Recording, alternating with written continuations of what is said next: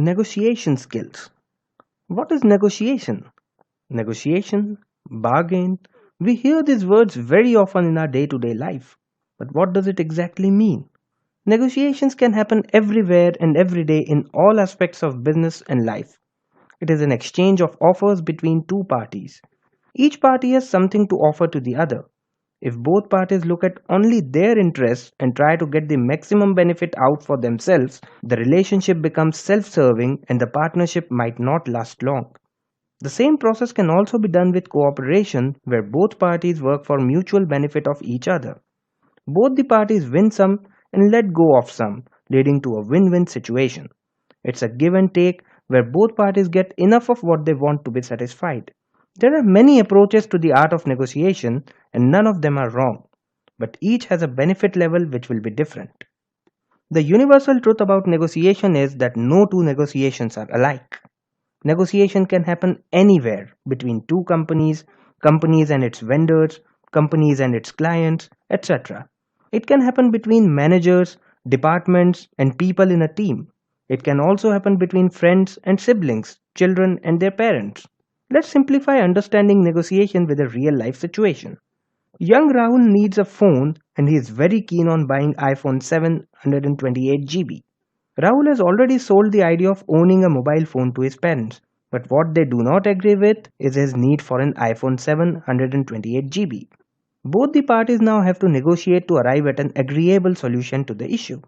Point to note here is that selling and negotiation are two different things, and negotiation always happens after idea or concept selling is done.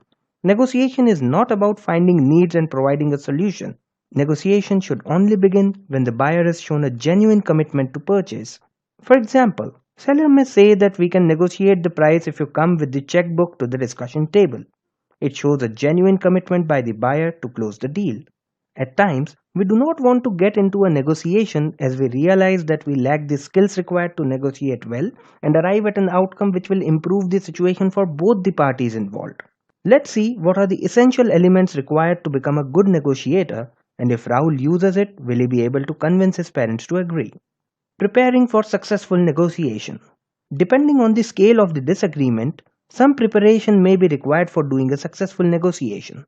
For smaller issues, excessive preparation can be useless because it takes time that can be used elsewhere. It can also be seen as a process to strengthen your position and it can weaken the other person's. However, if you need to resolve a major disagreement, then make sure you prepare well, keeping in mind the following points. Rahul's issue might not be a major one, but we will use it here for easy understanding. First, goals. A. What is it that Rahul wants to get out of the negotiation? B. What does he think his parents want? Second, trade off. A. What is it that Rahul and his parents can trade with each other? B. What are the common things which both Rahul and his parents would want? C. What are each of them comfortable giving away? Third, alternatives. A. If Rahul doesn't reach an agreement with his parents, what alternatives does he have? Are the alternatives good or bad? B. What will happen if Rahul does not reach an agreement with his parents? Will it restrict his future opportunities? C. And what alternatives might his parents have? Fourth, relationships. A. What is the history of the relationship? B. Could or should this history impact the negotiation? In Rahul's case, it's simpler as he has to negotiate with his parents. Otherwise, this is a very important point to think about. Fifth, expected outcomes. A. What outcome will Rahul and his parents be expecting from this negotiation? B. What has the outcome been in the past of any other negotiation they have had, and what has been the pattern of outcome? Sixth, the consequences. A. What are the consequences for Rahul of winning or losing this negotiation? B. What are the consequences for his parents? Seventh, power. A. Who has what power in the relationship? We can very clearly identify that between Rahul and his parents. B. Who controls resources? In this case, it's clearly Rahul's parents who have the money. C. Who stands to lose the most if agreement isn't reached? Looks like Rahul. 8. Possible solutions. Based on all the considerations, what possible compromises might there be? A. Rahul might choose to buy an iPhone 6 Plus. B. His parents might agree to buy him iPhone 7 but of 32 GB. C. His parents completely refuse to buy such expensive phone and give him a budget within which he has to buy a phone. If Rahul has considered all the above steps carefully, he can arrive at a plan and a possible common ground for negotiations. The process must result into benefits for both the parties for an effective negotiation to happen. Rahul must know what are A. The essential factors which he can't let go of. B. The factors he can compromise and to what extent. C. The possible areas which the other party, that is parents, may want to extract benefit. D. What is the reasonable outcome for him in this deal? Knowing all this, Rahul should start the negotiation. He should not open all his cards at one go. Route should be listen, probe, ask. Let the other party, that is parents, disclose more. If he shows more patience and willingness to let go than the parents, the chances of success will be higher. Do's and don'ts. First, don't become too emotional. It is vital for a negotiator to keep his emotions in check during the negotiation. While a negotiation on some issues can be frustrating, allowing emotions to take control during the meeting can lead to unfavorable results. If one gets emotionally attached to one's own position or demand, one may not want to give and take to arrive at a deal. This may lead to a breakdown in negotiation. We should never have this approach that only our stand is correct and not budge from it. Second, must develop strong verbal communication skills.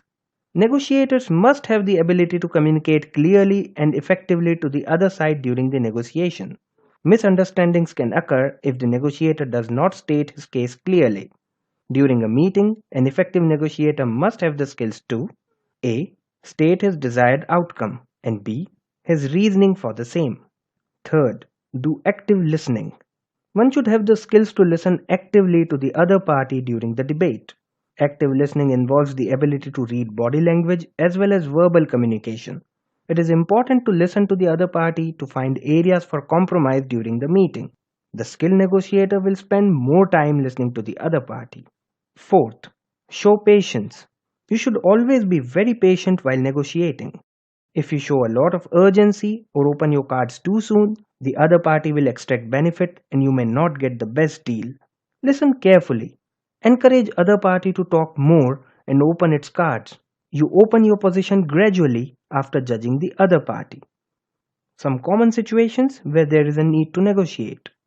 First, important decisions like change in job, etc. Second, buying expensive items such as house, car, large equipment. Third, agreements and solutions requiring improvement. Fourth, where money or expense limitation of both parties is involved. Pick your battles wisely. Depends on how many ongoing and important negotiations are already there. Remember, there should be significant improvement in the outcome of negotiation to justify time and effort invested in the process of negotiation. Reference material. Some film clippings where negotiation is taking place. See them carefully.